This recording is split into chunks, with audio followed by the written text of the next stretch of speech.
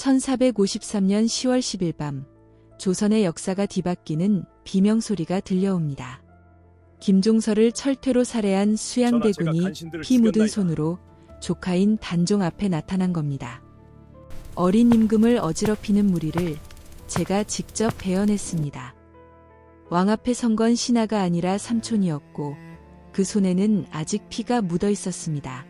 소년왕은 고개를 숙인 채 한마디를 내뱉습니다. 삼촌 살려주세요. 제발 부탁입니다. 이 한마디가 조선 역사에서 가장 비극적인 이야기의 시작이었습니다. 삼촌의 이름은 수양대군. 떨고 있던 소녀는 훗날 16살에 목숨을 잃게 되는 단종이었죠. 그런데 더 충격적인 사실이 있습니다. 이 단종의 죽음을 기록한 조선왕조실록이 세 가지 완전히 다른 이야기를 전하고 있다는 겁니다. 자살, 사약, 타살. 같은 공식 기록물 안에서 어떻게 이런 일이 가능한 걸까요? 처음부터 하나씩 풀어보겠습니다. 단종의 비극은 태어나는 순간부터 예고되어 있었습니다.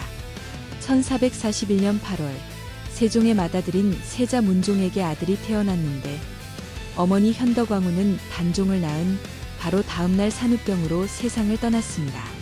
태어나는 순간부터 어머니가 없었던 겁니다. 조선은 적장자 계승을 국가의 근본 원칙으로 삼은 나라였는데 아이러니컬하게도 조선 초기까지 적장자가 왕위를 이은 사례는 단 한 번도 없었습니다. 칼로 왕위를 찬탈한 할아버지 태종도 위대한 성군 세종도 사실 적장자는 아니었습니다. 그런 조선에서 단종은 최초로 완벽한 정통성을 가진 보물이었습니다. 세종이 손자 단종을 얼마나 아꼈는지는 기록 곳곳에 남아 있습니다. 겨우 8살이었을 때 직접 왕세 손으로 책봉했고 손자를 등에 업고 다니며 어르고 달랬다는 기록까지 있을 정도였죠.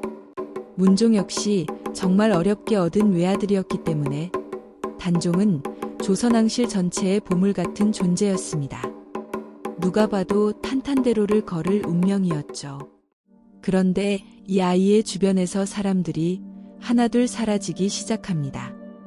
어머니 현덕왕후는 태어난 다음날 세상을 떠나 처음부터 어머니가 없었고 할머니 수원왕후는 단종이 4살 때 돌아가셨으며 할아버지 세종마저 단종이 8살 때 눈을 감았습니다. 그리고 1452년 6월 마지막 보호자였던 아버지 문종까지 재위 2년 만에 숨지면서 10살 소년을 지켜줄 왕실의 어른은 단 한 명도 남지 않게 됩니다. 보호자 없는 10살왕 앞에 즉위 석 달 만에 첫 번째 시험이 찾아옵니다. 바로 고명사신 문제였습니다. 당시 조선의 왕이 즉위하면 명나라 황제에게 승인을 받아야 했고 이를 위해 사신단을 꾸려 보내야 했죠. 조선왕실의 첫 외교사절인 만큼 아무나 보낼 수 없었고 그렇다고 명나라까지 험한 길을 자원하는 신하도 마땅치 않았습니다. 단종이 고민에 빠져있던 1452년 9월 뜻밖의 인물이 손을 들었습니다. 주상께서 나이가 어리시니 종친을 대표해서 제가 다녀오겠습니다. 이 말을 꺼낸 사람이 바로 수양대군, 단종의 숙부였습니다.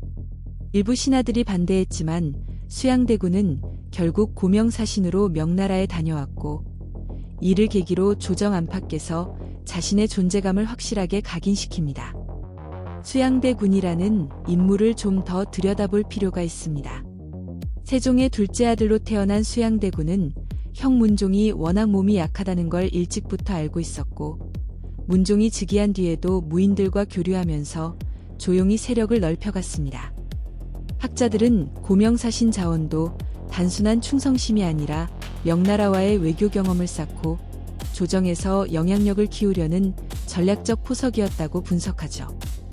실제로 명나라에서 돌아온 뒤 수양대군의 위상은 종친들 사이에서 압도적으로 올라갔습니다. 명나라에서 돌아온 지 약 1년 뒤 수양대군이 마침내 본색을 드러냅니다.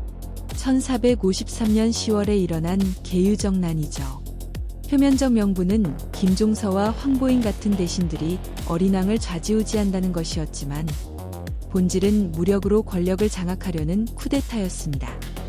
수양대군은 측근 한명회, 권람 등과 함께 김종서의 집을 급습해 철퇴로 쳐 죽였고 이어서 반대파 대신들을 하나씩 제거해 나갔습니다. 그날 밤 경혜공주의 집에 들이닥친 수양대군이 단종에게 요구한 건 두 가지였습니다. 나머지 잔당들을 처리해야 하니 대신들을 소집해달라는 것, 그리고 왕의 명령임을 증명하는 명패를 내놓으라는 것이었죠. 12사랑이 할 수 있는 건 아무것도 없었습니다. 삼촌, 저 좀 살려주세요. 이 말이 전부였습니다. 계유정난 이후 수양대군은 영의정 자리에 올라 조선의 모든 권력을 손에 쥐었고 단종은 이름뿐인 허수아비왕이 됩니다. 여러분이 12살이었을 때를 한번 떠올려 보세요. 초등학교 6학년 나이에 삼촌이 피 묻은 철퇴를 들고 와서 나라를 통째로 빼앗는 상황, 상상이 되시나요? 단종은 그 상태로 2년을 버텼습니다.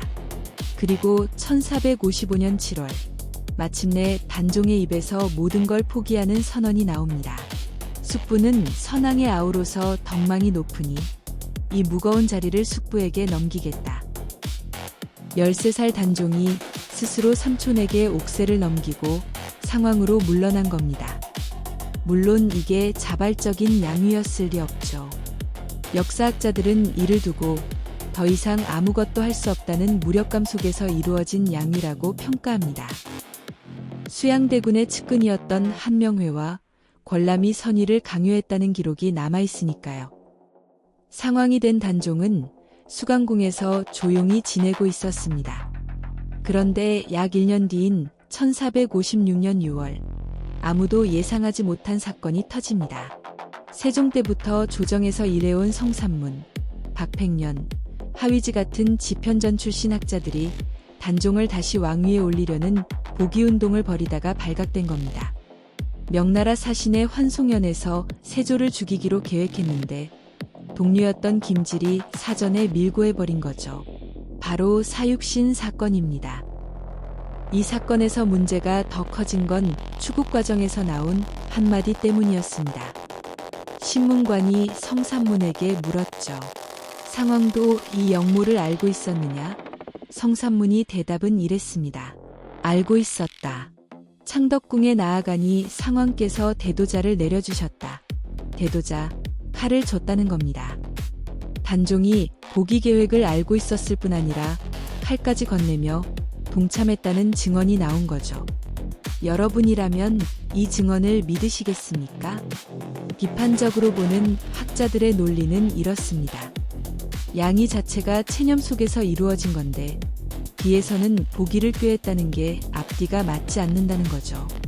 극심한 고문 끝에 나온 이야기일 가능성이 높고 세조 측에서 단종을 완전히 제거하기 위한 명분을 만들려고 짜낸 증언이라는 분석입니다.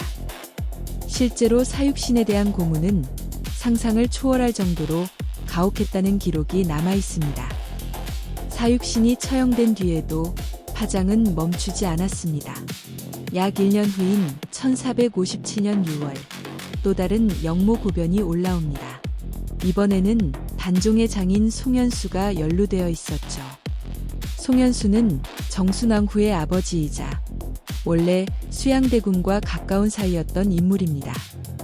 그런 사람이 사위인 단종을 복위시키려 했다는 건데 실질적인 모의 증거는 거의 없었습니다. 역모를 계획했다는 진술만 있을 뿐 구체적인 실행 계획이나 가담자 명단은 나오지 않았죠.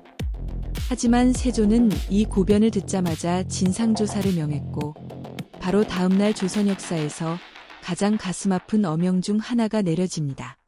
상왕을 노상군으로 강등시키고 궁에서 내보내 영월에서 살게 하라. 왕에서 상왕으로, 상왕에서 군으로 끝없이 떨어지는 단종의 신부는 이것이 단순한 강등이 아니라는 걸 말해주고 있었습니다. 사형선고의 전조였죠. 1457년 7월 험준한 산길을 넘고 넘어 단종이 도착한 곳은 강원도 영월의 청령포였습니다. 이 지형을 알면 세조의 의도가 더 선명하게 보입니다. 삼면이 깊은 강물로 둘러싸여 있고 나머지 한 면은 절벽 같은 산이 막고 있어서 탈출이 사실상 불가능한 천연 감옥이었죠. 물살이 워낙 거세서 배 없이는 드나들 수도 없었습니다.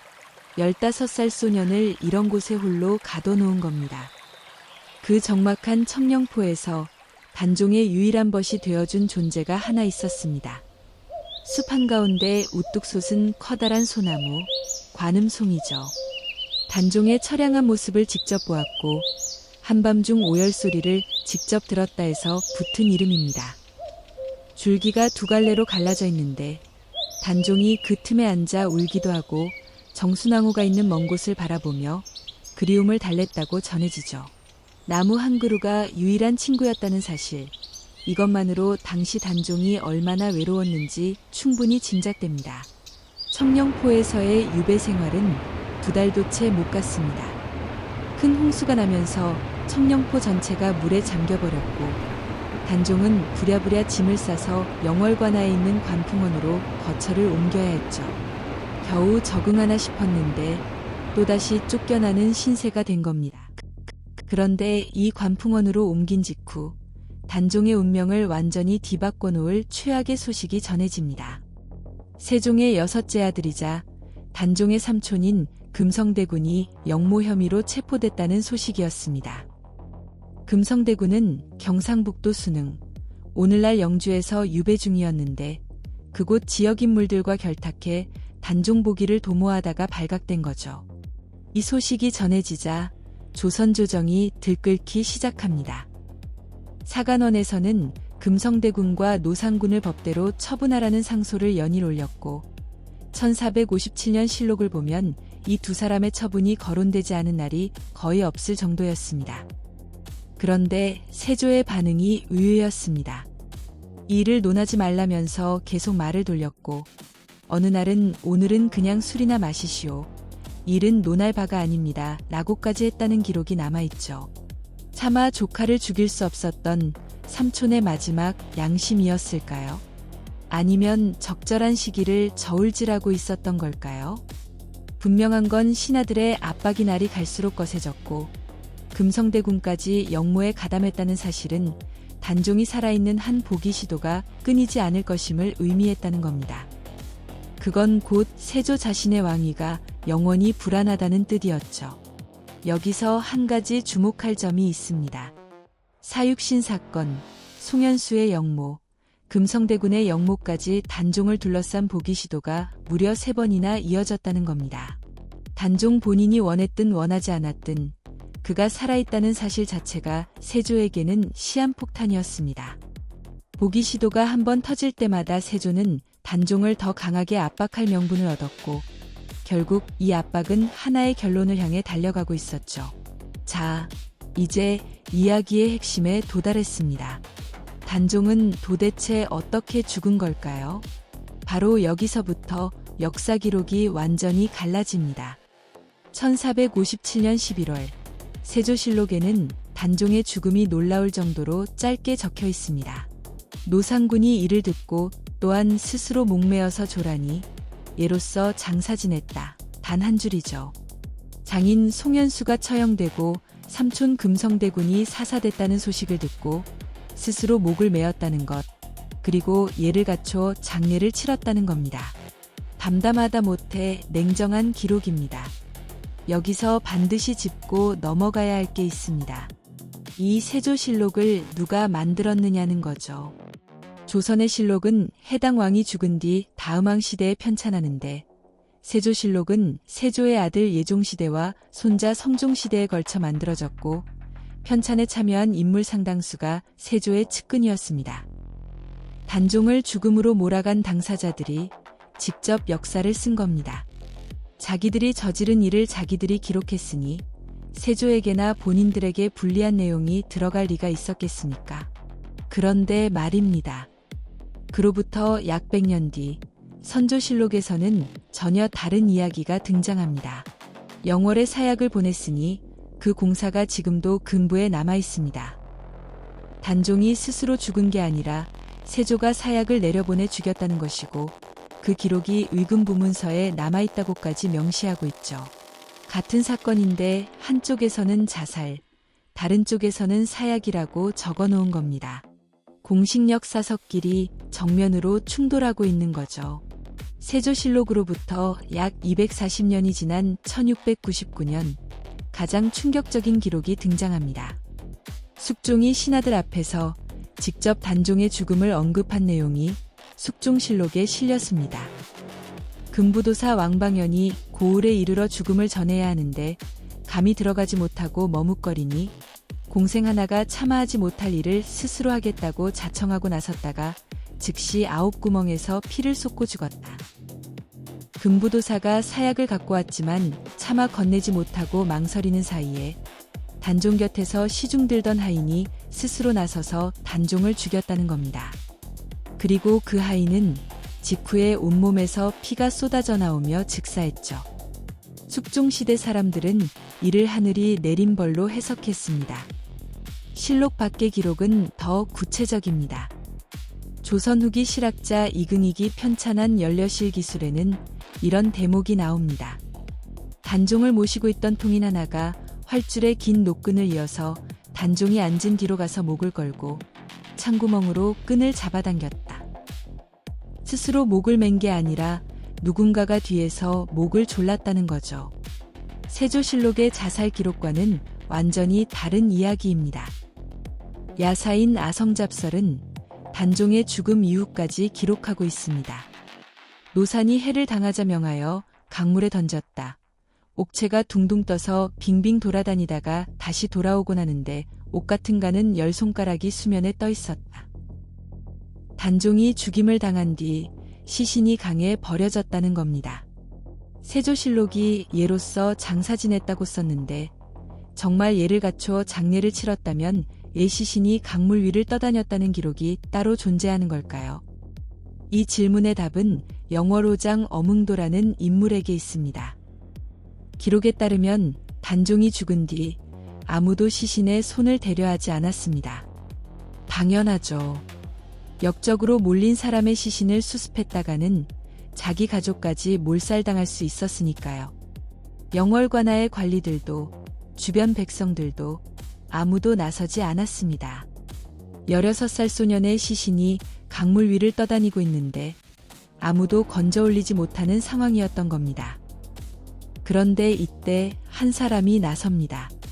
영월의 호장이었던 어뭉도라는 인물이었죠. 호장은 지방관하의 하급관리인데 이 사람이 가족들 앞에서 시신을 수습하겠다고 선언합니다. 가족들의 반응이 어땠을지 상상이 되시나요? 당연히 거센 반대였습니다. 역적의 시신을 건드리면 멸문지화를 당할 수 있다며 필사적으로 말렸죠. 그런데 어뭉도는 이 반대를 무릅쓰고 몰래 관을 짜서 단종의 시신을 수습하고 장례를 치렀습니다. 지방관리 한 사람이 목숨을 걸고 한 일이었죠. 여기서 다시 세조실록의 기록을 떠올려 보겠습니다. 예로서 장사 지냈다. 나라가 예를 갖춰 장례를 치렀다는 이 한 줄이 얼마나 노골적인 거짓말이었는지 어뭉도의 존재만으로도 증명이 됩니다. 예를 갖춰 장례를 치렀다면 왜 시신이 강에 버려졌고 지방관리 한 사람이 목숨을 걸어야만 장례가 가능했겠습니까? 세조실록은 단종의 죽음뿐 아니라 죽음 이후의 처리까지도 거짓으로 포장한 겁니다. 그렇다면 여러 기록 중 어느 것이 진실에 가장 가까운 걸까요? 이건 각 실록이 만들어진 시대를 보면 윤곽이 잡힙니다. 세조실록은 세조의 후계자들이 편찬했습니다. 단종을 죽인 세력이 직접 역사를 썼으니 세조의 책임을 지우기 위해 자살로 포장했을 가능성이 높죠. 선조실록은 그로부터 약 100년 뒤에 편찬됐는데 이미 사약을 보냈다는 이야기가 구전으로 널리 퍼져 있던 시점이었기 때문에 이전보다 솔직한 내용이 담길 수 있었습니다. 가장 주목할 만한 건 숙종실록입니다. 숙종은 1698년에 단종을 공식적으로 왕으로 복위시킨 왕이었습니다. 단종의 명예를 회복시키는 시대였기 때문에 그동안 감춰져 왔던 진실이 수면 위로 떠오를 수 있었죠. 240년이라는 시간이 지나면서 더 이상 세조 세력의 눈치를 볼 필요가 없어졌고 그래서 금부도사 왕방연이 망설였다는 구체적인 장면까지 기록에 남을 수 있었던 겁니다. 시간이 지날수록 기록이 더 구체적이고 더 솔직해졌다는 사실. 이것 자체가 세조실록의 한 줄짜리 기록이 진실을 감추고 있었다는 방증입니다.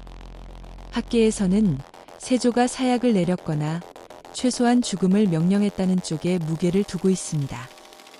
단종이 스스로 목을 맸다는 세조실록의 기록은 정치적으로 포장된 서술일 가능성이 높다는 게 다수 의견이죠. 누군가에 의해 죽임을 당했다는 건 거의 확실한데 구체적인 방식이 사약이었는지 교살이었는지는 여전히 논쟁 중입니다. 확실한 건 하나 있습니다. 세조실록이 스스로 죽었다고 쓴 것도 예로서 장사 지냈다고 쓴 것도 둘 다 사실이 아닐 가능성이 극히 높다는 겁니다. 단종이 죽고 241년이 지난 1698년 숙종은 마침내 단종을 왕으로 복위시킵니다. 노상군이라는 격화된 이름을 거두고 단종이라는 묘호를 올렸으며 영월의 초라한 무덤을 장릉으로 추봉했죠. 그리고 목숨을 걸고 단종의 시신을 수습했던 어뭉도에게도 뒤늦게 벼슬이 내려졌습니다. 241년 동안 역적의 시신을 거둔 죄인으로 남아있던 어뭉도의 후손들이 비로소 고개를 들 수 있게 된 겁니다. 숙종이 241년이나 지난 뒤에야 단종을 복위시켰는지도 생각해 볼 필요가 있습니다. 세조 직후의 왕들은 단종 문제를 건드릴 수 없었습니다. 세조의 정통성을 부정하는 것은 곧 자기 자신의 왕위를 부정하는 것이었으니까요. 세조의 아들 예종, 손자 성종, 그 뒤를 이은 왕들까지 모두 세조의 피를 이어받은 후손이었습니다. 단종을 복위시키면 세조가 왕위를 찬탈한 것을 인정하는 셈이고, 그러면 세조의 혈통에서 이어진 자기 왕위의 정당성도 흔들리는 구조였죠. 그래서 200년 넘게 아무도 이 문제를 꺼내지 못했던 겁니다.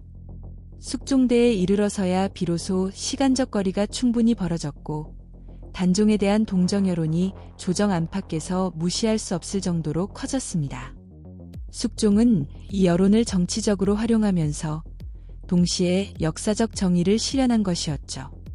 그 결과 단종은 241년 만에 이름을 되찾았고 영월의 무덤은 왕릉이 되었습니다. 역사는 승자가 쓴다는 말이 있습니다. 세조실록이 바로 그 증거죠.